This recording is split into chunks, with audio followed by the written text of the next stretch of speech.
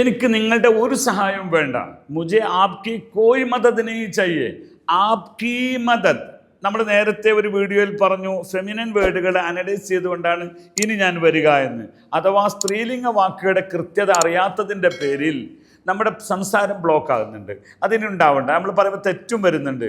ആപ്കാ മദത് ചാഹിയെ എന്ന് പറയരുത്, ആപ്കീ മദത്, ആപ്കീ മദത്. അപ്പോൾ എന്താണ്? ആപ്കി മദത് നഹീ ചാഹിയെ. ഇനി എനിക്ക് നിങ്ങളുടെ സഹായം വേണം.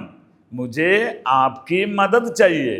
ഇപ്പോൾ നല്ലൊരു ഹിന്ദി പറയുകയാണെങ്കിൽ അദ്ദേഹം എന്നെ വല്ലാതെ സഹായിച്ചു. ഉസ്നെ മേരി മദത് കി ബഹുത്. ഓ ബഹുത് മദത് കി മേരി. മേരി എന്ന് പറഞ്ഞാൽ എനിക്ക് സഹായിച്ചു, എന്നെ സഹായിച്ചു എന്നാണ്. അപ്പോൾ എന്നെ സഹായിച്ചു, മേരി മദത് കി എന്നാണ് പറഞ്ഞത്. കിയ എന്ന് പറയുന്നത് കി എന്ന് പറഞ്ഞാൽ, അപ്പോൾ ഇവിടെ മദത് കി സഹായം ചെയ്തു എന്ന്. ഇവിടെയൊക്കെ നമ്മൾ മദത് മദത് മദത് ആപ്കാ മദത്, തേരി മദത് ചാഹിയെ, നിങ്ങളുടെ സഹായം ആവശ്യമുണ്ട്.